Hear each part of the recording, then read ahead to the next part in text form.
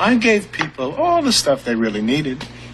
Social security checks, utility bills, TV guide. I want a TV guidance counselor. TV guidance counselor.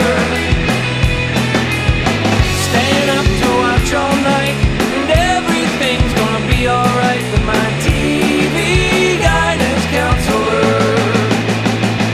Hello everyone, welcome to TV Guidance Counselor. I am Ken Reed, as always, your TV Guidance Counselor, and this is the show where each and every week we welcome an interesting person to talk about classic television using back issues of TV Guide magazine from our personal collection as the inspiration for our conversation. This week my guest is comedian Ahmed Khalaf. We get, I guess I would feel like this was very, very recent. We look at 2018, but 7 years ago is a long time, especially the 7 years in question, considering the fact that from 2020 to now feels like about 48 years. But we have a good chat here, a lot of supernatural talk. Ahmed has a new comedy album out called Hobble D. It is out on Blonde Medicine Records. It's very funny. I highly recommend that you pick it up or stream it or pay him money in some way to listen to it. Or if he comes to your town, see him perform live. I put links to all his stuff in the show description here. In the meantime, sit back, relax, and enjoy this episode's week, dude. This week's episode. I'm not cutting it out. I'm not doing it. This week's episode of TV Guidance Counselor with my guest, Ahmed Khalaf. TV is my friend, and it has been always there for me in time of need. Live via satellite from Minneapolis, Minnesota. Ahmed, how are you? I'm doing well. Thank you for having me. I never been there, but I'm a big Prince fan. That's great, dude. He's from here. Did you know that? I did. Did you know he's from here? What a coincidence. It's so strange. Did you grow up there? Nah, man, I'm from California. Why in the name of all that's holy did you move to one of the coldest states in the country? I'm glad you asked. My father died. Yeah, my dad died. Whoa. I hear you. Yeah. That's not a fun reason to. No. Yeah, my dad died. My mom was like, I can't live here anymore. It's too many memories. And then we had to move. Why did she pick Minnesota, though? Well, I'm Somalian, right? Oh, yes. There is a huge Somali population. She could have picked Maine. Yeah, we didn't know about that, though. I didn't even know that there was a huge population here. I got here and found out. I don't know if Maine would have been better, to be honest with you. I don't think so. How old were you when you moved? I was maybe like 17. Okay, so old enough to know that it was kind of a downgrade. Not really, man. It was like super exciting. The thing about San Diego, man, is I call it like, I liken it to like a sunny Jersey. Yeah, that sounds accurate. You know what I mean? Like there's a lot of pills everywhere. There's a lot of fucking dickheads everywhere. That's America. Yeah. It's a lot of a lot. And very few jobs. You know, the job market, it's more of a city you retire in, you know? Right. So here, there is, frontier levels of employment. You get a job anywhere. I hate the heat. I always have. Oh, okay. All right. So, okay. Right? I spoke too soon. Right. So I moved here. And I mean, I would have preferred something akin to like Seattle. Right. Or like a Portland or something in the Upper Peninsula. No, not the Upper Peninsula. What is it? The Upper Northwest? Oh yeah, the Upper Peninsula's the UP. Hey, that's like Michigan and shit. Oh yeah, that's the great frozen tundra. That's the Great Lakes. That's like around here. But yeah, I would have preferred something in the Upper Northwest. But yeah, we just ended up here. Hey, you end up where you end up, and you've made the most of it. 'Cause you started doing stand-up there, right? 100%, yeah. So I've heard it has a good scene. I've, again, not been. It has a great scene compared to San Diego, too. Yeah, San Diego, San Diego not the best comedy has a great few comedy clubs, but I don't think it's a place where people start, you know? No, it's like a place you drive to LA from. Right, 100%. That is as extreme a change that you can get probably while still staying in the United States. 100%, yeah. How crazy is that? It's like I didn't leave the country. And I'm in a tundra now. Well, that's America too. Whenever I talk to my friends and stuff who don't live in America and live in smaller countries, I'm like, you don't understand. It's like 18 countries. Combined, yeah. Yeah. You could get on a plane, and 8 hours later, you're in a marsh. Oh, yeah. You're in like a swamp. LA is the same distance to me as London is. 100%, yeah. So I'm like, that's and London feels more like Boston to me than LA. And by does. the way, when you ask those British people, they don't drive out there. No, there's a saying. I think Alan Moore coined it, or he may not have, but it's that in America, 100 years is a long time, and in England and in the United Kingdom, 100 miles is a far distance. Yeah. I've heard of that. Yeah, because they have ancient buildings. Yep. There's a ton of history, so like a 200-year-old building is nothing. It's like an apartment. Yeah, I remember when friends would visit, I'd be like, here's the oldest cemetery in America. Because, Boston, we got the old stuff. I'm like, it's from 1640. And they're like, we have a cemetery from 2. Yeah, we have a cemetery that's in Stonehenge that y'all don't even know. It's in reverse numbers. And speaking of cemeteries, so this was interesting to me. You picked an issue that to me seems brand new, but I'm also old, and 2018 feels like, I don't know, not that long ago, even though the world basically ended in 2020. But you went October 15th to the 28th, 2018, and I'm presuming because of Supernatural? 100%, man. Okay. Big fan. Big fan of Sam and Dean. See, I loved that show, and I gave up around season 10. So here's the thing. I was traveling around the world after my dad died and before I moved to Minnesota. So I didn't have much to do besides watch season 15 of Supernatural. Just go through the whole series again. It's... All right, let's get deep into Supernatural before we get into the guy. Let's do it, man. So, obviously, season 3 is bad because they had the writer's strike. Right. That's the racist truck season, if I recall. Yeah, okay. But then it got really good. Kripke, when he finished his plan in season 5 with the ending, and then they had to keep going. That season after that, 6, the one that Sarah Gamble ran, man, was that garbage. Yeah, that's the thing. There was a lot of garbage. There's a lot of episodes you skip. I think you find a storyline or a character you like. Like anytime I saw Crowley, I was in, Yep. When it got to the angel stuff, I'm in, Crowley, played by Mark Shepard, had him on the show. Yeah. Really? Oh, yeah. Yep. Really? Wow, man. That's amazing. I love that guy. Had many Supernatural people on the show, actually. Jim Beaver. Jim Beaver's been on twice. Okay. People know him as Bobby. Curtis Armstrong, who was Metatron, I think his character was. Metatron, huh? Yep. And then Ben Edlund, who show ran some of the show for a while, wrote some of my favorite sort of comedy episodes. Nice.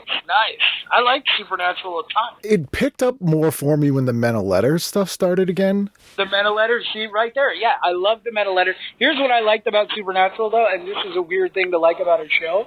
You don't have to watch every episode. No.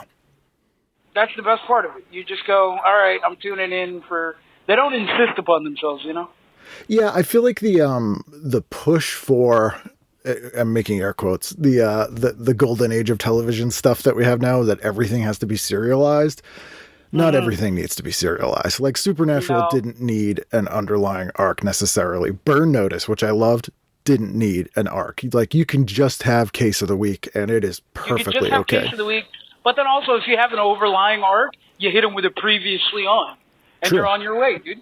Yeah, I mean, I will admit, stop complicating stuff, I shed a tear every time that Carry On My Wayward Son previously on started. 100%, dude. Carry on my way. 100%. Man, but yeah, it got. You remember the guy who played Death?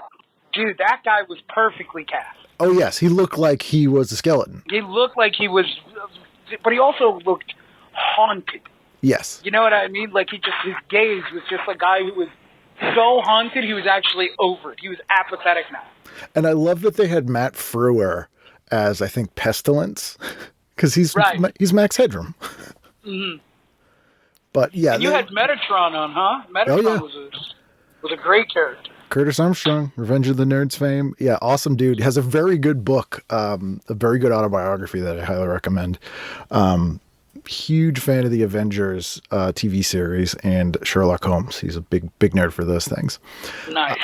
So yeah, the CW, like, it's the kind of channel that if I was 20 years younger would have been my favorite thing ever, because growing up as a big comic book horror movie guy, like, we didn't have a lot of that on TV. So the fact that, and I'm looking at the front, the front insert of this TV guide, and we got Sundays with Supergirl and, Charmed. And I'm like, I should love that. Yeah, but the acting is awful. Oh yeah. It's very rinky-dink. The worst actors, and not except for Supernatural.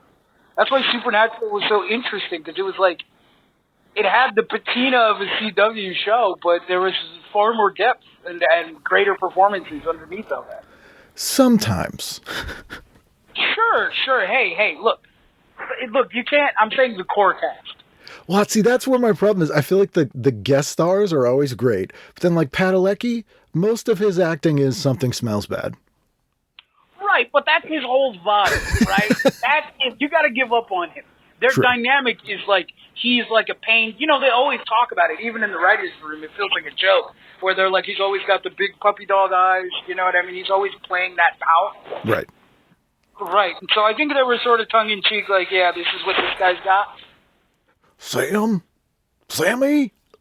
Yeah. It's does comedy very well. Enjoy him and stuff. Have you watched any of their post Supernatural stuff? Like, have you watched Walker, Texas Ranger? No, but I haven't seen The Boys. The Boys is interesting, and that's Eric Kripke as well, who created Supernatural. Right. What did you think of that? I love The Boys. Yeah. And I liked who plays Dean? Jensen Ackles. Yeah. So you got Ackles. He also is, like, in the last couple of DC animated movies. He's the voice of Batman, and I was skeptical at first, but he won me over. Yeah. I was not skeptical at all. I knew, I was like, if he can just get that deep gruff down, he's right there. He was already right there with Dean, That's true. Although, you know what? I hated the Mark of Cain storyline. Yeah, the Mark of Cain was nuts.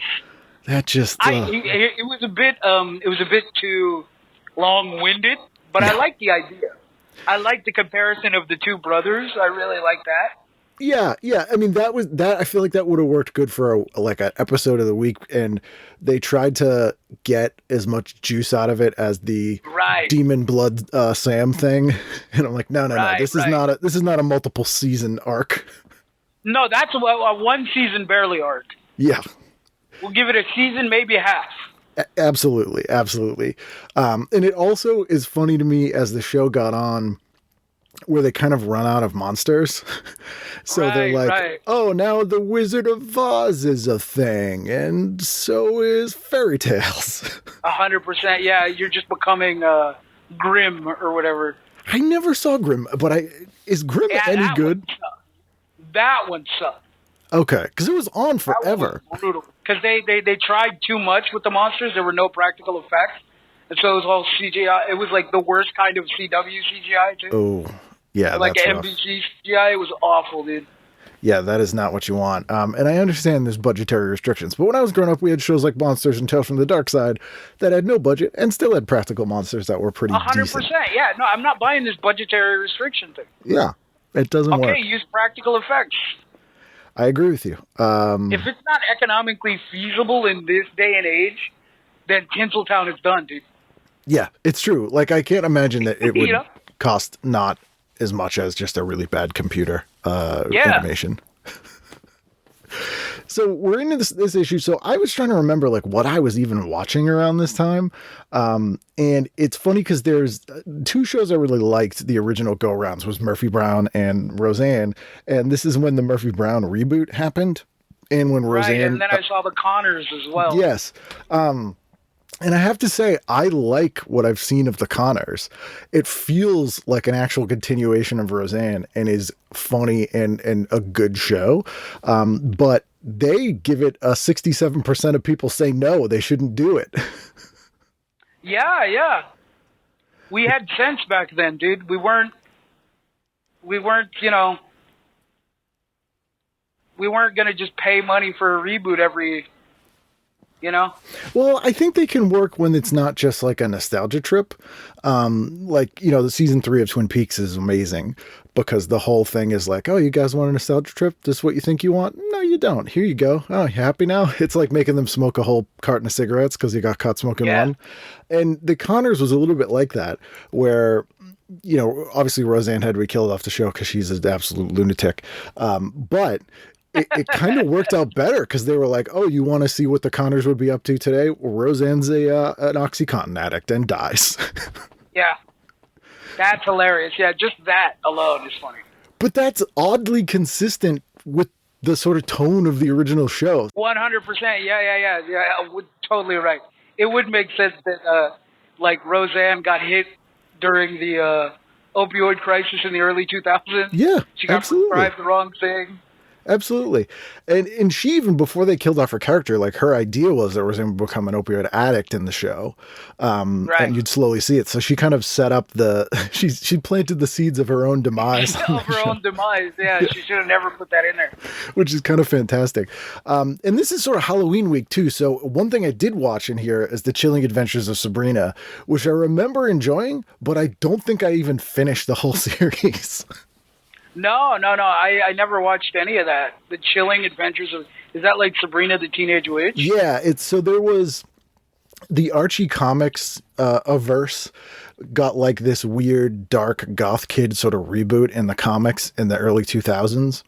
And so the Riverdale show that was on CW and The Chilling Adventures of Sabrina... That was them? That was Archie? That's Archie, yeah. So weren't they doing like way too much sex?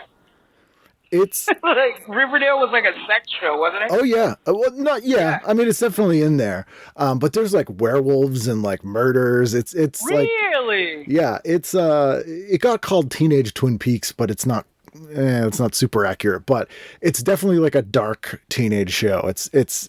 Funny that it's Archie and Jughead and Betty and Veronica. That is funny. So they were like, oh, we'll do that Sabrina as that, which will be fine. Also, it's funny that in the article on Supernatural here, it has the brothers, but then also you gotta have the angel here too. Like all three of them here. Misha Collins, he's not one of their brothers. Nah, but he's part of the team, dude. I love Misha Collins. What was his character's name? It was, oh my God. Castiel. Castiel, yeah. Good character, but again, I think they used him too much. They used him way too much, man. But I think the show went on for just too long. Oh, absolutely. Yeah, that's really just what it was. They ran out of story. It's like Scrubs times 8. Scrubs at least tried to do that thing where they reinvigorated the cast with like new rookie doctors the last season. Right. And then, transformed them into doctors, like fully fledged, and now they're the older guard, Right. So they're like, okay, we can try and do the ER thing. But again, didn't really work. I'm trying to think if there's a comedy. Not that Supernatural's a comedy, but I guess it feels like a comedy. It has comedic aspects. It can't be. Yeah. Oh, for sure. It's definitely tongue in cheek and knows what it is. And I'm just trying to remember if there's been like not a drama that's managed to go on for a long time by like replacing the cast. So like ER is a good example because it's about the hospital. It's not necessarily about the people, 100%. And I cannot think of one. Well, it's probably cartoons, but they don't really replace the cast. Yeah, because they don't age. They might do the voice different. Right. Speaking of which, the Simpsons Trios of Horrors is in here. Are you a big Halloween guy? Like a horror movie Halloween guy? I'm really not, actually. Oh. I'm very easily startled by scary movies. Really? Yeah, I get scared easy, man. What's the scariest movie you've ever seen? Bro, I've seen some scary movies, dude. I just can't really recall. Paranormal Activity, I guess. And that scared you, really? Bro, I'm telling you, I'm easily scared, dude. Was it like the found footage aspect of it? No, dude, it's the ghost aspect mixed with the fact that, like, dude, I'm from, like, a war-torn place. You know what I mean? Oh, yeah. Shit was scary enough getting here. Right. I don't need to be scared anymore. and also, I don't like horror movies because of the audio cues. It's not really scary shit. It's just like loud audio. It Right. startles me. Right. That's what I said initially. I'm like, I get startled easily. I'm not really scared. It's just like you're playing a screaming sound at, full volume. It's just out of nowhere. Like a physical, visceral reaction more than like right. a... It's yeah. a reaction to the jump scare.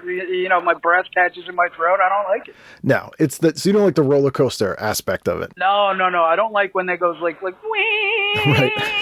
like that noise. Right. I don't like that. I don't like any of that. Very auditory triggers. I'm like, oh yeah, it's all auditory. I'm like, oh, this is gonna be scary now because you got that whining sound, right? That whatever. You're setting us up for a cat to be thrown at us. Mm-hmm. There's a thing in here I completely forgot happened. I haven't seen this, but it looks god awful. And HBO did a TV movie about Hervé Villechaize, the little person who's in Fantasy Island, starring Peter Dinklage. Peter Dinklage as Hervé Villechaize? I do not remember this. Have you seen this? Peter Dinklage, man, yeah. You've seen the movie? No. Oh. I feel like good for Dinklage getting gigs, but at that, like, if they, because clearly he didn't audition for that, they would have just offered it to him. But he had to be like, come on, man. You want me to play Tattoo on a fantasy like Hervé Villechaize now? Come on. There's no one else? I don't know, man. I think when, especially for a guy like Dinklage, you got to strike when the iron's hot. And I don't mean, I just mean, that Game of Thrones thing happened and he was just off to the races. So you're like, a gig's a gig.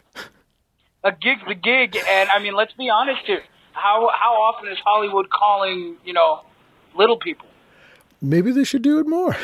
I mean, he works all the time. Maybe they should, but I'm saying, you got to think about his point of view. True. He's been an actor forever, and now all of a sudden the doors are opening. HBO movies is calling. You may as well take every check you can. Yeah, that's fair. I also learned recently that he was in a ska band. Yeah. I know he had musical inclinations because of SNL. He was always doing songs in SNL. It's very funny. The most embarrassing thing you could possibly have done as a teenager, in my eyes, is have been in a ska band. Yeah. A little bit of a like ska, man. But dude, ska is one of those things, man. It's very, what's the word? Polarizing? Yeah, 100%. I was in hardcore and punk bands, so it was always I knew you were. Hardcore guys are always judging ska. Of course. It makes no sense. Bro, leave these guys alone, dude. They just like their trumpets. What'd they ever do to you? Besides riff with a trumpet and go, pick it up. Oh, yeah. what'd they ever do? Oh, I've had to sit through so many bad bands that had pun names like Scabba the Hutt. And oh, yeah, fair enough. I guess if they're happy. Then really, you're just upset at white people. You're not even mad at ska. Oh, no, yeah. I mean, white people ska You just hate white people. Yeah, I mean, I think that's fair. And I will say, I'm talking third wave ska. I'm not talking two-tone, special selector. That's good stuff. But the fact that you know all of these really just led me to believe that you actually like stuff. Oh, yeah. There's some good stuff. But the 90s, oof. Saw some terrible bands. That's tough, man. I'm sorry to hear that. Terrible bands. It was the real Big Fish Wars were a horrible thing to survive. I'm sorry about that. It's quite all right. So let's dive in here. What'd you start on Saturday? No, where are we? Monday, October 15th. What jumped out at you? Let's check here. I got the printout here. Let's see here. Okay, well, the Arrow, right? We were talking about all of this, sort of Marvel superhero programming. Mm-hmm. And also the Jeff Dunham. Okay, that stands out a lot. You see Jeff Dunham right there, the A&E? Yeah. So Jeff Dunham, what stands out to me about the Jeff Dunham thing is obviously, and The Sopranos is on there. We can talk about that. No, that's The Simpsons, which we can talk about. But Jeff Dunham specifically, so he had Ahmed the Dead Terrorist, right? Oh, yes. You remember that? Oh, yes. So my name is Ahmed, and in middle school is when Ahmed the Dead Terrorist came out. Oh, I'm so sorry. So I got a nickname, dude, the funniest nickname you'll ever hear. It's Ahmed the Fat Terrorist. They didn't do any work. They didn't do any work, No. and it killed me. Now, to this day, I still laugh at it. I think even when I heard it the first time, I was like, yeah, that's funny. Yeah, you got to get a little more creative there. Like, No, I think the fact that it's so not creative makes it that much more of a slap in the face. so it was a so bad it's good nickname. It's just so fucking like you didn't do any work. You didn't do any work, and you came at me with that. It's extra mean given how little thought they put into it. Exactly. Given how little you gave a shit. Right. Okay. I think it's really funny. I always thought that was funny. That stands out. What else? Ooh, 2.5 Men. You like 2.5 Men? Loved 2.5 Men. Really? I don't think I've ever seen a full episode. 2.5 Men? Yeah. What, dude? That was like one of the greatest. It was Chuck Lorre, right? Oh, yeah. I've never seen a full episode. Man. Dude, I think I was at the right age. For Charlie Sheen's antics? Yeah. Charlie Sheen just seemed funny to me. I really liked that he was, doing all that blow. I liked it a lot. Kids love blow. I just thought it was funny, man. He's the only guy ever. Like, I mean, he was on 60 Minutes talking about, like, yeah, hell yeah. Oh, yeah, of Tiger course. Blood, all that nonsense. Yeah. That was amazing to me, dude. Yeah, he did a comedy tour. Now that I didn't see. Oh, it's bad. Ah, man, that sucks. When he first got fired from that show, yeah, that was his big... It's this weird thing where people who become infamous, for whatever reason, their first inclination is to do a stand-up comedy tour, which does not make me feel good about being a stand-up comedian. I think it's the other way around, right? Sometimes they do become infamous, right? But sometimes, here's what it is, from what I've seen, it's everyone's last gasp of air. Oh, easily. The last punch they can throw is to pack out a one-nighter, right? Which, how does that make us feel when that's our first? Well, first life, well, I think we chose this life. It's a different style, True, right? true. But they're trying to and it never goes well. Oh, no. No, they can It never fill a goes room, well but they for can't do a failing good actor show. to pivot to a different art form. It's not gonna. You may as well paint, brother. Oh, yeah, But- or you may as well just be like, come freak point. Like, pay money to come Right. point at me. Like, that's basically what people go for. 100%. So it's either that, it's either the so like you were saying, when they're infamous, they're left with no other avenues but to pursue stand-up. Or the other way is they sort of like go into obscurity, and in order to relaunch and reignite their career, they come out to do stand-up and invariably end up saying the hard R or something like that. Of course, yeah. And immediately. So if they're not infamous on the way in, they're infamous on the way out. Do you understand? Yeah, the problem is they don't go away as quickly as they need to. I think Michael Richards took one dude. Michael Richards was gone. He was, but he had the luxury of being able to be gone because he has so much money from Seinfeld that he can be gone because he doesn't have to work. I don't know, man. Those hard R's did not sound like they came from a guy who had money. That guy has so much money. Really? You think he seems like a guy who would blow it all. I mean, But I could be wrong. I don't think so. Just because he was around for so long as like a job and actor pre Seinfeld. That Oh, really? Oh, yeah. He had gigs pre-Seinfeld? I thought that was oh yeah, he's in a where they ton found of him. he's in a ton of movies. He was in a sketch show called Fridays that with Larry David, which is how he got Seinfeld. Wow. Okay, so he's been around. Yeah, he was around. So I feel like those guys who sort of came up in the 80s and were going from gig to gig, like most of them, when they got a pretty sweet Right. deal in the 90s, they were like, all right, I'm hanging on to this. 100%. And I feel like that's why we haven't seen him again, because he's like, oh, shouldn't have done that. Oh, well, guess I'll just stay in my house. 100% Turks and Caicos, here I come. Right. We go on vacation. Exactly. Yeah. But then these other people are like, well, I still need to make this money. I'm Jared from Subway, so I guess I'll have to go to jail. So I have a place to live. 100%, yeah. Sorry, dude, Jared from Subway. Oof, what a terrible person. Oh, what a heel turn, huh? Oh, God, yeah. Although we should have known. I don't know, man. I think that caught the world by storm, dude. I think that everyone was like, the sandwiches guy? A guy who No, traveled around the like- country with his big pants and encouraged people to get in them. Yeah, I don't think that screams anything. Somebody, I can't remember who it was. I remember this story from like a podcast. Somebody did some work with him and could tell. I mean, they Yeah. claimed they could tell. Yeah. I don't know. Yeah, some dudes you kind of get the like you just know. Yeah, yeah. He strikes me as one of them. Before we move to Tuesday, I do want to mention that there's a reality show on that I had never heard of, but that really grabbed my attention, and it's called Botched.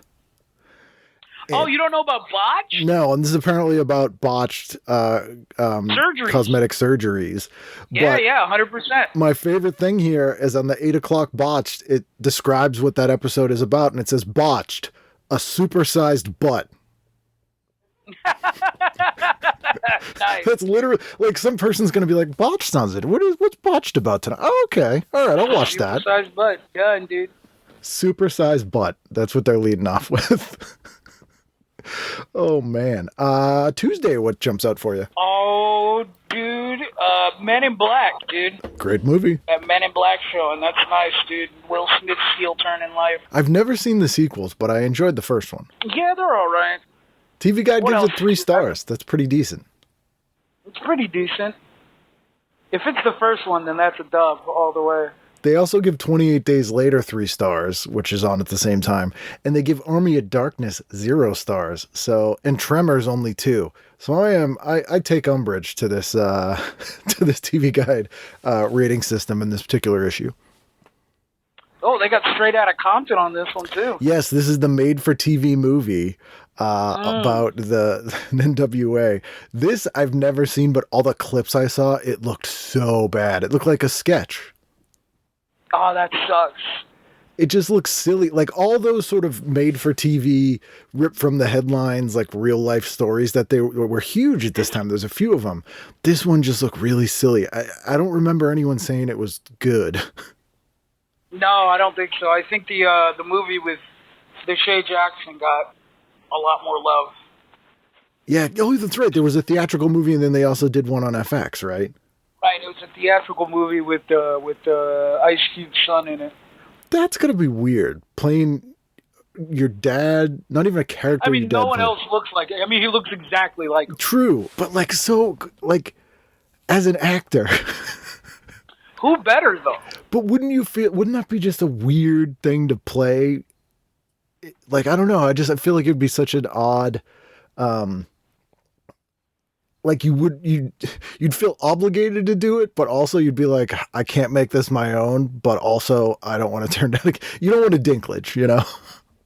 Yeah, but I think they were like, I think he was excited to get it too. I think he like went out and auditioned for it. Like, I think he did the work as an actor. I wanted to play. I would have liked to have seen Peter Dinklage play Ice Cube. That would have been sick. Or even better, right? Ice Cube. We're gonna do Wee Man as. Dinklage plays all the characters in the NWA. I was gonna say Wee Man is Eazy-E.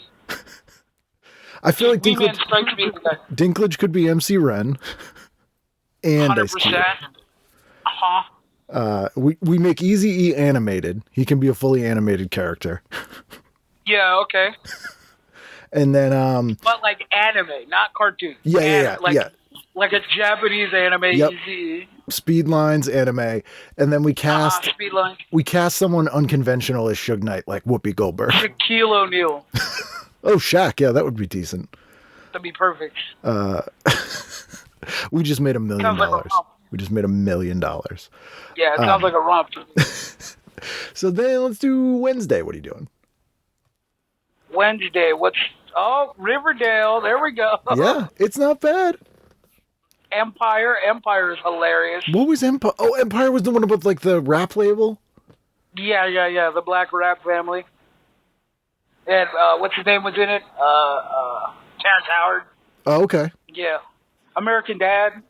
Loved American Dad. I never watched it, but it seemed basically it's just kind of Family Guy, right? No, it's better than Family Guy. I think it's just better. It's the better of his two because it's like Family Guy. It came out so complete and it was so of the time and necessary, and then it just sort of got stale. But I think he used Family Guy to warm up for American Dad. American Dad's characters are far more complex. There's just a complexity to their funniness too. It's Family Guy's Futurama. Is that fair to say? Oh, yeah. That's exactly it. Okay. That's exactly it. Okay, that makes sense. It's so weird that and then American Dad and Bob's Burgers are like on right back to back. Like I like Bob's Burgers, but it is crazy to me how that show has become like an institution and like the animated show and has been on for like a decade. You're so right. You're so right. Because when I watch Bob Burgers, I'm like, this is a good show. But the war shit that it gets, I don't understand. Kids love it. It's like how The Simpsons was when I was growing up. Right. It is the new Simpsons. Which is very strange. But good for them. Good for H. John Benjamin, dude. Oh yeah. He's been, again, job and actor forever. This is such a weird thing for me to look at because all these shows I know of, but right. I'm like, I don't think I've ever seen this. The Kingsman Secret Service movie is on. Whoa, that's a pretty good movie. Dude. I fucking love Kingsman. Although I hated the prequel, the third one. Did you see the third one? The third one where they go to it's like Rasputin or something? Yeah, and he does the ballet kung fu. I hated that. It was so bad. It sort of missed. It was such a piece of shit. Dude. I was so glad I stole that movie. Garbage. I was so glad I didn't pay for it. Did you download it or something? I downloaded that shit. I was like, ooh, new Kingsman out. Piece of shit. Pile of shit. Garbage, yeah. It completely missed the tone and what was fun about the other two. 100%. The second one was great. Yeah. Oh, yeah. The second one was fun. They got they brought the Americans in and gave them, like, American weapons, like a lasso. And it's Pedro... Pedro Pascal. Yeah, Pascal. And Pedro Pascal and Channing Tatum. Yeah, they're hilarious. And Halle Berry's in it too. That's right, she is. The first one is the one with Elton John, and Elton John's in the second one. Oh yes, okay, because that joke was great. Yeah, the Elton John, because the lady kidnaps him. And the dogs, the like robot dogs that they have to be programmed. Yeah, the robot dogs, and they stuff the bowling balls in their faces. That was great. It's great. That's a great movie, yeah. And then the third one, I don't remember anything being. I just remember very tall hill and a house like where he plays the shepherd. I don't remember anything else about that movie. It was like Kingsman 1 and 2. I could recite for you. The third one was like a prequel, and I feel like those movies had a pretty good fan base. It was a prequel. Somebody gets shot. Someone gets their brains blown out like first 10 minutes into the movie. Yeah. Yeah, they like kill a woman right in front of everybody. It was terrible. It was. I feel like it single-handedly killed the fan base for that franchise because when that came out, now like that movie gets nothing, no more. I truly think. First of all, it was the third one, and so they were done with it, right? But I also think that like that movie was so bad and such a tonal and directional shift that I think people would just excuse that and pretend like it never happened. Kingsman 3, what are you talking about? That's not a thing. Yeah, Kingsman. Yeah, they should call the next one Kingsman 4, the third. I don't think they will. I don't think we'll get another one. Because the studios will continue to make movies as long as they possibly can. I think the Fast and the Furious series proves that. 100%. Yeah, they're always looking for a new cash cow. So it had to be a really bad movie for them to be like, well, it had to go Megalopolis level. Yeah, no more of those. Did you ever watch Megalopolis? The Brendan Small show? No. That's the what's his name? The Francis Ford Coppola bone. Oh, the one from like a couple years ago. The one from I think last year. Yeah, I've heard that's very bad. It's tough, dude. Yeah. He hasn't made a good movie in a long time. Yeah, what are you gonna do? Sometimes the juice runs out. But he's an interesting case because like he took some risks early on and like went bankrupt and financed his own movie to make films, and then they became huge hits. So I think he's like, no problem. I can do that forever. Right, that's what he did with this one. No one would finance it for 20 years. Yeah. And they were like, dude, this sucks. There's a reason. It's not a good. Every studio was like, this ain't it, bro. And he was like, I'll just do it again. Right. I'll sell my vineyard. And No. No, it's not how it works. Sometimes they're right, dude. Not always. There's a lot of shows in here that I would put in the category of whenever I'm in a hotel, for whatever reason, there's a marathon of, and I would watch them. So like Guy's Grocery Games is one of them, but 100%, dude. Or like Beat Bobby Flay, like anything on the cooking channel. I never watch the cooking channel unless I'm in a hotel, because like I find that when I'm in a different city, my appetite's a little weird. You know, your circadian rhythm's off. Right. You got to get that hotel channel food, the food channel going to like get you in the mood. Just to get you in the mood for something, dude. Fair enough. Eat. You're like, man, I could use a salmon salad. Yeah. Well, then what does this say about me that the other show that I put in that category is Forged in Fire? It says, buddy, you like that hardcore music and something about an anvil strike. You like daggers and shit like that. But I wouldn't put myself in that category. But man, I could watch that forever. Right. Because also it is, it's just kind of like TikTok brain rot, you know? Well, it's cool to see, like, because first of all, you got the guy who does the "it will cut" thing, which is always, as much as I hate to admit, best. Super dramatic. They do it slow mo. Yeah.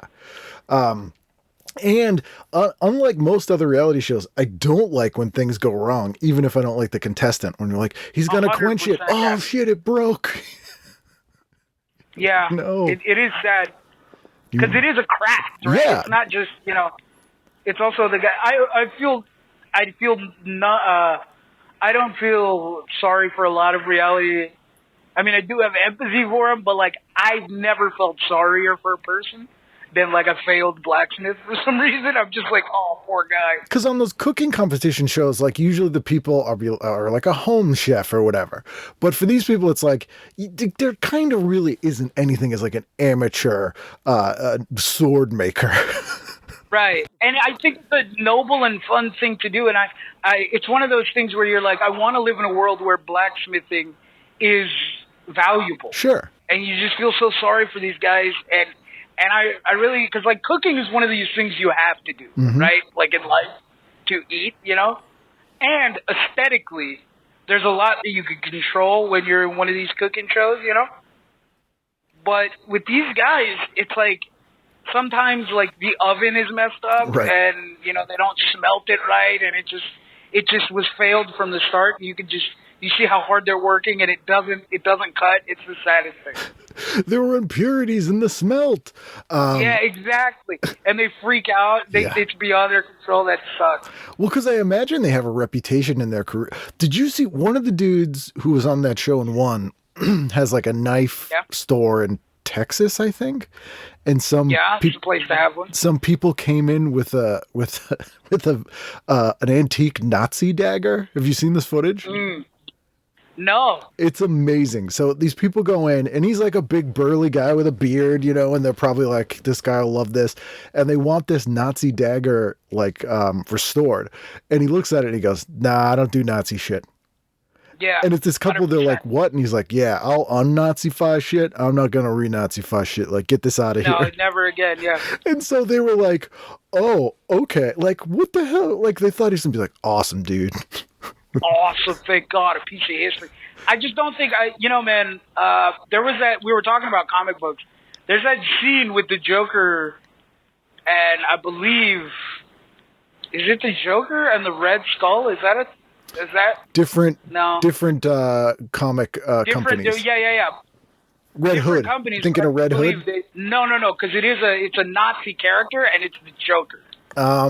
Red Skull is a Nazi. Red Skull is a Nazi. Oh, I think no, you're like thinking of Loki. thing. Is it Red Skull and Loki? No, because it's Joker, and I think it is Red Skull. I think they might have done like a collab or something. I can't recall.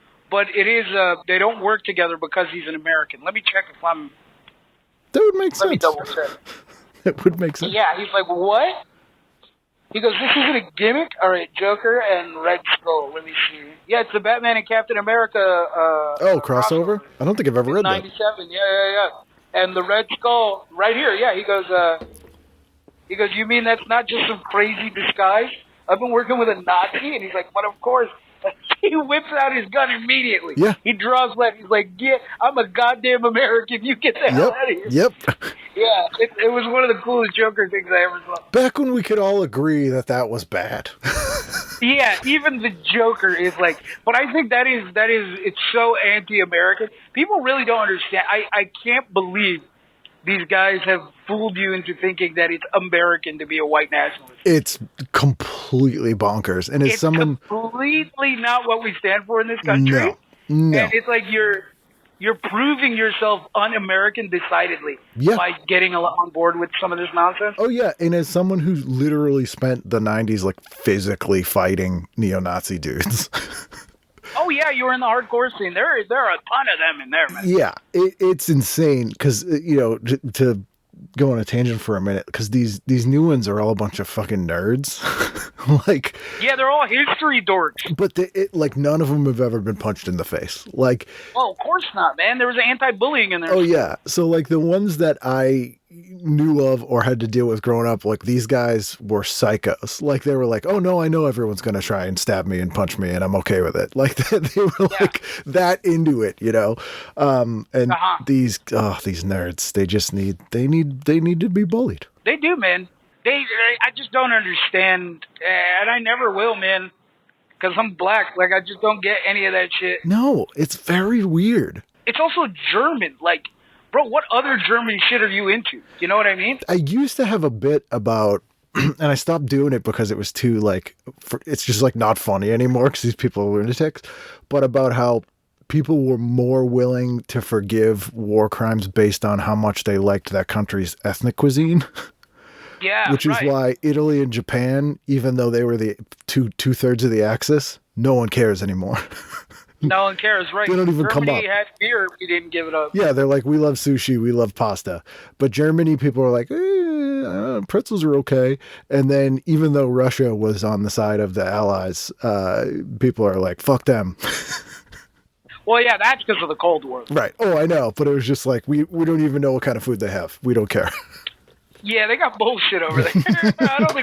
I think they got a dumpling that's decent. That's about it. Yeah. They got a beet soup, and I'm not trying to have none of that. No, and that sounds like a ska band. Beet soup for sure, dude. Forced Patrol. Yeah. There is also a movie that's a documentary. It's on Stars, and it's called Getting Naked. And it's a look into the neo-burlesque scene in nocturnal Manhattan. Nocturnal Manhattan. Okay, so nighttime essentially. Yep. What is neo-burlesque? I guess it's just new people doing it. I don't know. Like new people. It's like post-punk burlesque. But it feels like neo-burlesque is a different type of burlesque. Yeah, ironic burlesque. Are you getting that? I don't know. I feel like I need. That's how I'm reading it. I need to watch this now. Yeah. I think "need" is a strong word. Yeah. Need to watch something from 2018. That's true. Thursday, what are you doing? Let's see here. Oh, yeah, that's the classic right there. The X-Files. That was one of the scary things that I could watch. The music just scared me so much. Oh, yeah. When I heard the... And that whistle? That scared me, dude. Have you gone back and watched it? Yeah, I tried to. When I was watching, 15 Feet Supernatural, X-Files was in there, too. It's shockingly slow. Right. Which it didn't feel like at the time. It felt very fast-paced and new, and I've gone back and I'm like, wow, this is slow. They take their time. Yeah, I appreciate it. So we're near Halloween, and the movie Halloween is showing on AMC. And my favorite thing on this is that they have synopses of the Halloween movies, but they're not even a full sentence synopses. And it's a complete waste of time. So like Halloween, which it gives 3 stars, the original 1978 movie. Here's their synopsis of the original Halloween. A psychopath escapes. Yeah. I mean, not inaccurate, but what's the point of even summarizing that? Yeah, I mean, it's to let you know it's not a documentary, essentially. And then Halloween 6, The Curse of Michael Myers, which they only give 1 star, which is probably generous. Their synopsis is, murderer stalks baby. That's terrifying. I'm hooked already. That's not even a super accurate description of the plot of that movie. Like, this is pre-AI, so like a human being wrote that synopsis. I'm baffled about how they got, like, I wonder if they told them, like, you have 3 words. Right, yeah, we have this much space. That'd be a fun game to do a synopsis of movies with 3 words. That would be a fun game. That's like a game you play before Thanksgiving dinner. Right. Murderer Yeah, Stocks, that's like baby. right before. And here we go, dude. Check this out. Thursday. We're still on Thursday. Yep. Look at that True TV right there, bro. What do we got on True? You see that True TV program? Jokers? This is Practical Jokers? Wow, dude. Man, those guys ran that channel, dude. They did kind of take over that whole thing. That's their whole shit. Yeah, True TV built on their back, dude. And I am amazed that those guys will play like arenas and stuff. What do they do for a show? Well, Sal can do stand-up. I think they're all stand-up. So they just do a stand-up show? Competent comedians. No. I think what they do is more like audience engagement and like clips and stuff and tell stories of their favorite things. I'm sure it's a romp. I'm sure it's a great time for fun for the whole family. Because they sell out literally like Boston Garden. 100%, dude. At this point, they do like fucking cruises, where it's like the Impractical Jokers tour cruise. And the crazy thing is, their whole deal is a thing that Letterman did for like 2 decades, which is the everyone did, the right? earpiece. And I'm like, for whatever reason, the way they did it just people were like, I've never seen this before. Yeah, I think they really, they also had such a good chemistry. It was 4 people who you could tell just knew each other. Yeah, they feel like friends, so when they bust each other's balls, it like has... You're right. It was accurate. Yeah. It was accurate ball busting. It's like, oh, this guy hates being touched. So we're going to have him they just knew how to torture each other. That was the success, was the punishment of it. So if you had to write a synopsis of the show, would it just be a 3-word synopsis? It would be accurate ball busting? It would be friends torture one another. Okay. Or friends torture each other. Fair enough. Friends lovingly torture. Tortured friends. Tortured friends love each other. Supernatural is on that night. Sam finds a clue to Dean's whereabouts. That's good to know, man. Dean's missing on that one, dude. One of them's always missing. How many episodes of Supernatural could be summarized by Sam finds a clue to Dean's whereabouts? I'm thinking at least 5. Yeah, or Dean rescues Sam. Yeah. Like, again, a completely useless synopsis. Hey, I think you could summarize the entire series like that. That's true. Where are we? Thursday? Still on Thursday. No, Friday. Oh, I just saw The Good Wife, which is an amazing show, by the way. What was The Good Wife about? I remember that. So The Good Wife was it's sort of a courtroom drama, and but it's so good. It's one of the best shows of the last 20 years. Amazing show. Really well written. The characters are so good. The continuing stories are great. And then it became The Good Fight. Who plays The Good Wife? It's Juliana Margulies, who was on ER. Okay, sweet. It's very good. But again, the synopsis here, The Good Wife, it's a courtroom show. It says, a couple are sued. Certainly. Like, all right. Okay. Well, were they always like that? No, or are they trying to save money on print? So this is 21st century TV Guide, which I, as a lover of TV Guide, don't understand why it even exists anymore. Because 100%. Who needs this listing? I couldn't believe this existed when I got the email for the podcast. Yeah, I mean, it's like a 2018 issue. Who is this for, right? Because it's for no one. Yeah, people barely need TV listings. People don't tend to watch stuff live anymore. They watch it whenever they want. This is post Netflix. Yeah, so it's like, why do we even have the grids in here? But the sad part is, like, old TV Guide is amazing. Like, they have really great articles. There's great writing, like really like famous good writers writing for it. The articles and sort of insight on shows, like a synopsis of a show would be like a paragraph and it would be interesting, right? It wouldn't say and it would be in depth. A couple are sued. So I'm like, yeah. That's why I've never known any other TV Guide. It's so weird. That's why I'm like, the synopses are always shitty. I had no idea that they used to journal about the TV. Oh yeah, there's some amazing writing in there, and it's like a really good resource too for like research and stuff. But this is like, are they just trying to? This is like they're obligated to print this for some weird in order to get like an inheritance. Yeah, this does have the patina of your mom's making you do this because your cousin's coming over. Right. I'm going to do the bare minimum so that I can say that I did it for some reason. It's just bizarre. There's also a movie. I've never heard of the movie Drive Angry in 3D. I've never either. But it doesn't sound like something I would like. But here's, for all the crap I just did, for all the crap I gave TV Guide for synopses, this synopsis does intrigue me. The movie Drive Angry 3D from 2010, which it gives 0 stars. The plot, it says, is a con breaks out of hell.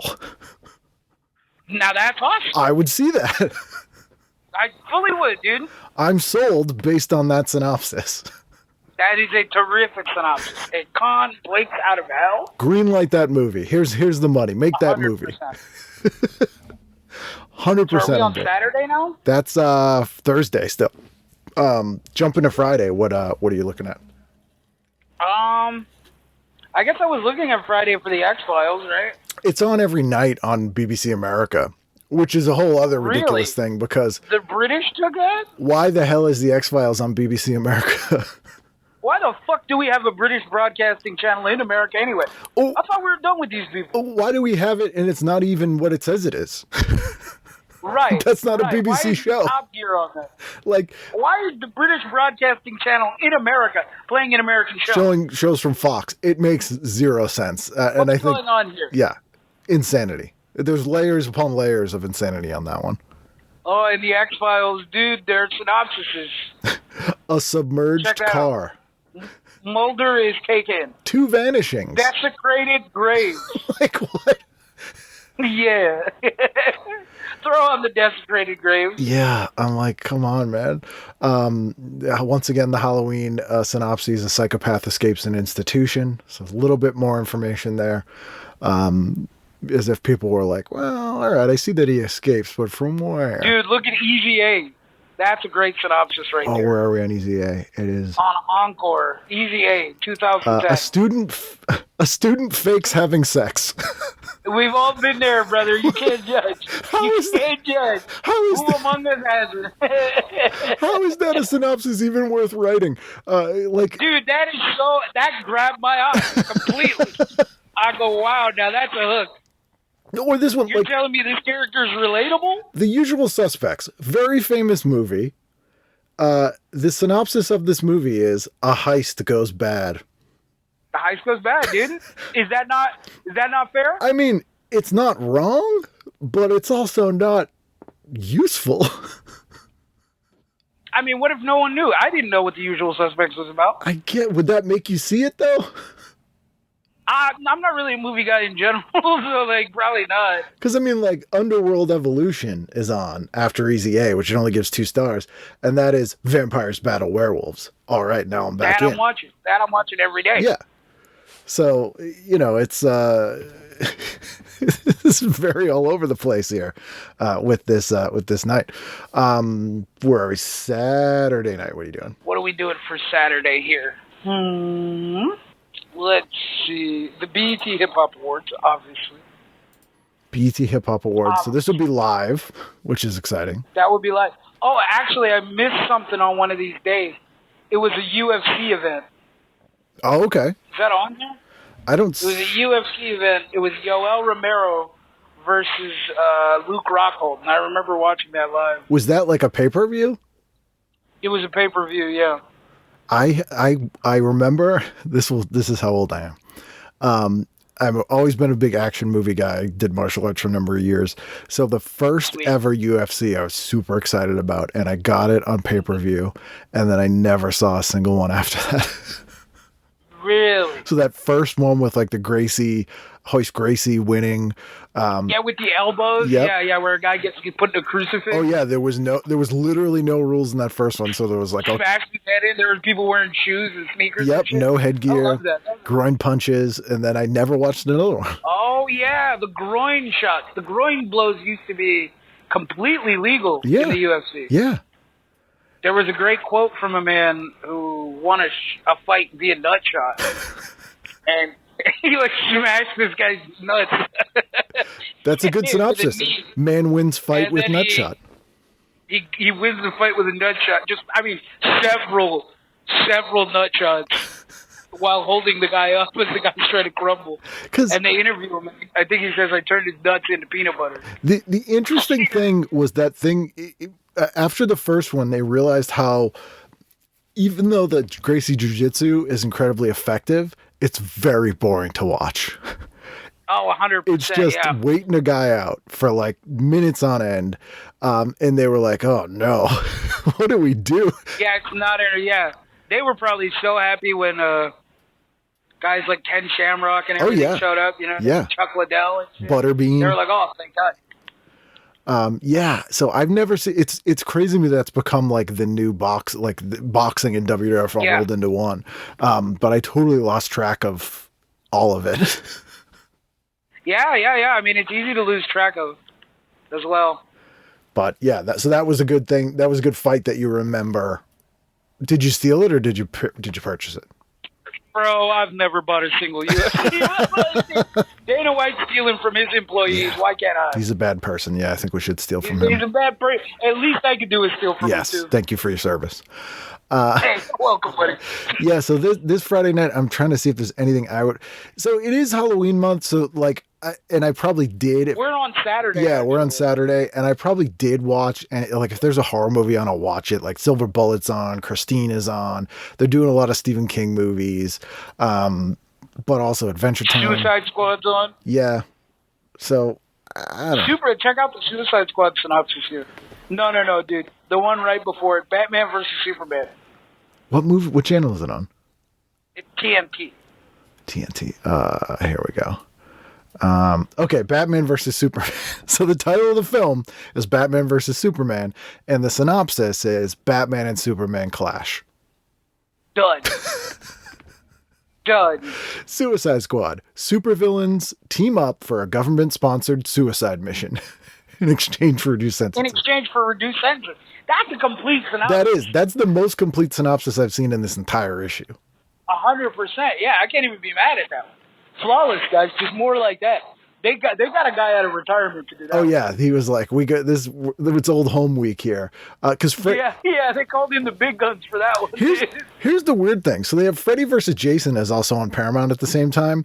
So given the way that they wrote Batman versus Superman, you would think it would say Freddy and Jason clash, but they went slasher film icons go on a killing spree.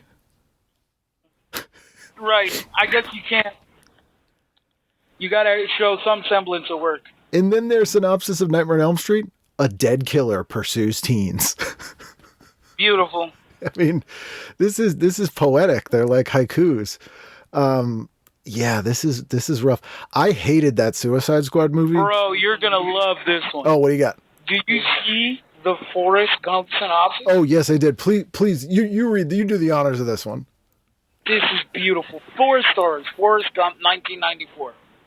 Events of the 20th century are recounted. Sold. What a synopsis. Swear to God. Sold in the room. Wow. Why can't you just say 20th century? Why write all those words anyway? You wasted space. Why even, like, number one, does anyone need a synopsis of Forrest Gump? Like, are there people who don't know what it is? And if they don't know what it is, that synopsis is not going to tell them what it is.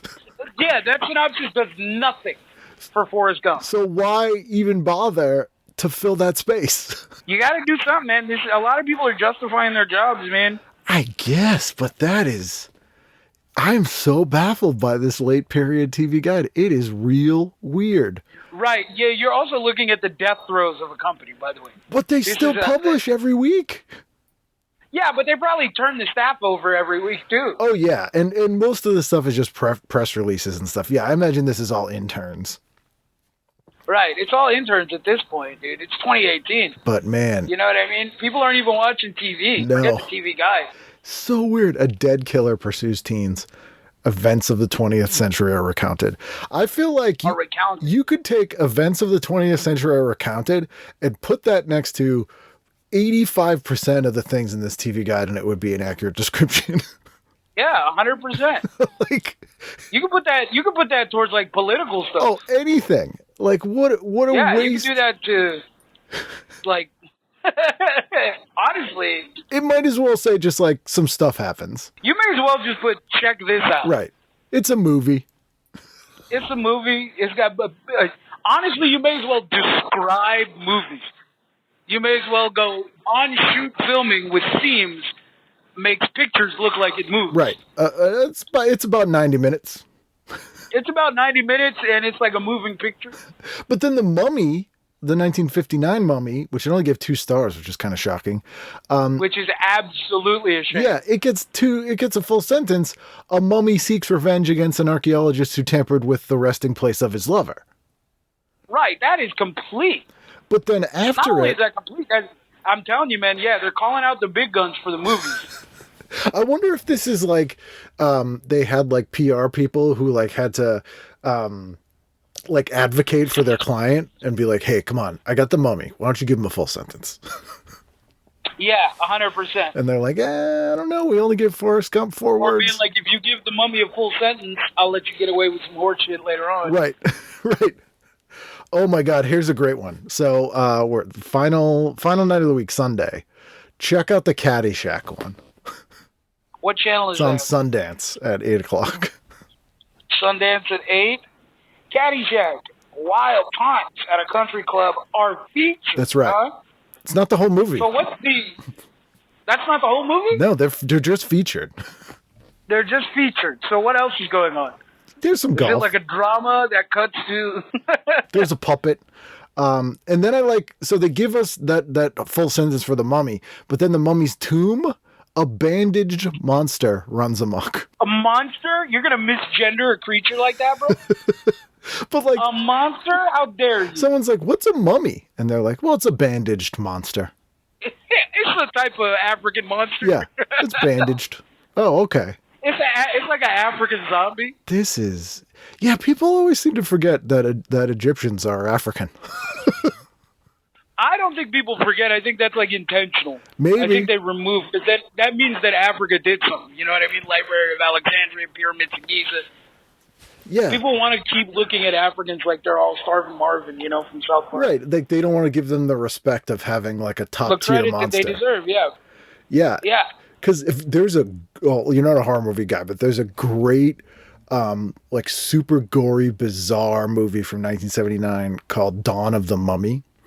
And it's shot in Egypt by an Egyptian guy.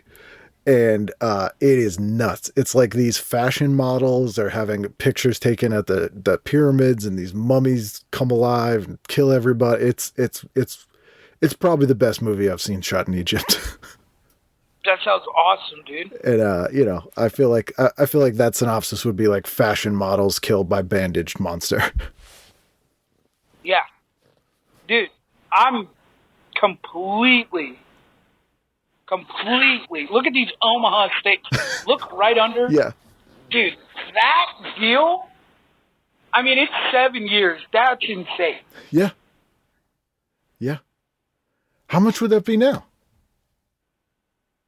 But I think maybe it would probably be the $200 sold separately. Yeah. So this is Omaha steak, 30 gourmet items. You get 2 5-ounce fillets, 2 5-ounce top sirloins, 2 4-ounce boneless pork chops, 4 boneless chicken breasts, 1 pound package, 3 kielbases, Omaha steak burgers, potatoes au gratin, caramel apple tartlets, Omaha steak seasoning packet, $49.99. That's insane. Plus 4 more burgers free. For free. That's a lot of meat. For $50. Yeah. God, this used to be a country. Now I'm like, is the shipping like a ridiculous amount of money, or is there like some weird catch where like you get that for $50, but you have to buy like $700 worth of beef in the next 2 years? Yeah, they could probably do you like that. Whatever. But then right under it, they're doing Netflix, Prime Video, and Hulu. You see on the TV guide. Which is so weird. It's like, here's a TV guide of things that you can watch whenever the hell you want. That'd be like walking around with a T-shirt with a picture of the face of the man who killed your father. It is true. And being like, thank you, sir. Yeah, thank you, sir. This is awesome. Please give me money. I guess they're like, hey, this is what we get. This is the game we got to play if we want to still. Of course, man. I mean, it's all capitalism, dude. Very strange. And then the ads, yeah, they really go. We got hearing aids and Barca loungers. Oh yeah, they know their crowd. Have you ever bought anything from a magazine? Never in my life. Maybe one of them like do those like book things count? Oh, like a book club where you get like 10 for a penny. Yeah, something like that as a kid, maybe. Okay. But like, I don't even think my mom really gave a shit about that. Like, I've never bought anything out of a magazine. Is there a show that you have as like a comfort show that if like you're trying to go to sleep or something, you throw on? No, man, I'm not really a comfort show kind of guy. Wow. What's like your comfort thing? What's like your chill out thing? Video games. Okay. What's your chill out game? Very difficult ones too, like Dark Souls and shit like that. Okay. I love a parry mechanic. So that's like a is Dark Souls a fighting game? It's a dark fantasy game, which is so funny because it's like I can do horrifying thing. Like horror is one thing, but like a shitty horror movie is just too loud and jarring. But you could do a game. Whereas like I could do a genuinely horrifying like you're an undead skeleton, Right? And the world is dead, and it's up to you. You have to fight God to bring back just a pathetic amount of life, and it's the most sad and horrifying game of all time, and I love it. It's my favorite thing. I'll play it every year. Oh, I'll have to check that because I was a big Sega Genesis guy. Didn't play video games for like 25 years. Got a PS4. What did you do, man? You got, dude. What happened 25 years ago, man? You had all these interests. Yeah. And then you just abandoned them all. I went to college. You went to college and then became a completely different. I guess that's how people used to do it. Yeah, I was, I had to do. You fucked around and reinvented yourself? Well, I just had to, work and had to do other stuff. Oh, wow, your light was stolen. Yeah, so then like once, time goes by and now I have some leisure time and some funds again. I could reintroduce these things to myself. So I bought a PS4 and I'm like, wow, video games have changed. Video games have changed a lot, yeah. Dude. I'm on the PS4 as we speak, dude. Have you played those God of War games? I did, but I wasn't super into it. I played I started playing the horror games, so like I gravitated to like Friday the 13th, which is basically hide and seek. A lot of Grand Theft Auto 5. My favorite game though is Cuphead. Oh, Cuphead is great. I've beat that several times. I play that whole thing through. I love that game. Why aren't there more games like that? That game is perfect. It's perfect. It's the Dark Souls of side-scrollers. Yeah. It's a very difficult game, yeah. But it's a game that I found rewarding because, like, the more you play, it's difficult, but you can actually see yourself getting better. You can get good, yeah. As you play it, which I'm like, oh, that's what this is for.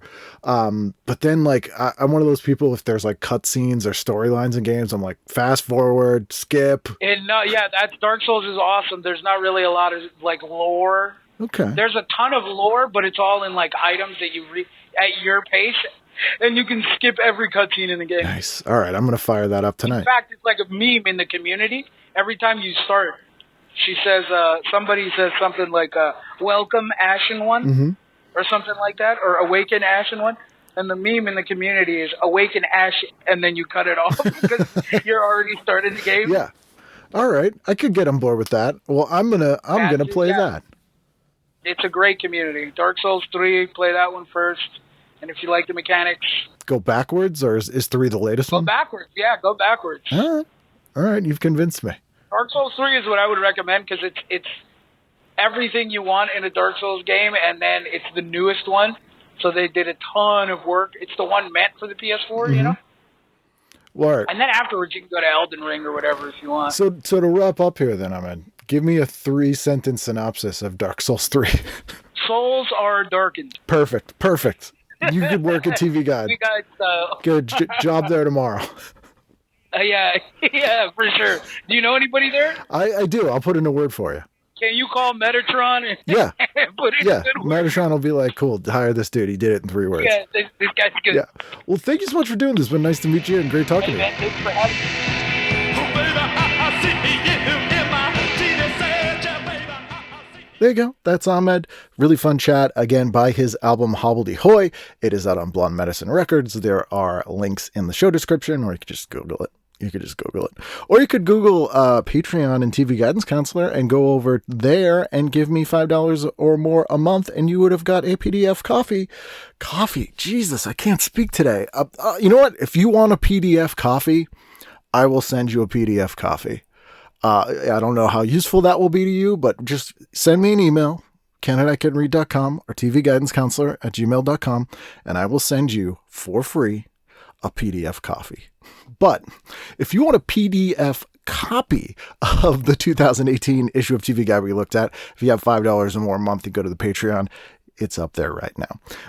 And I'll be up there right now. I don't know I'll be right up. I'm going to be right up, and I'll see you next week for a brand new edition of TV Guidance Counselor. No. I don't like when that goes like wing, like that noise. I don't like that. I don't like any of that.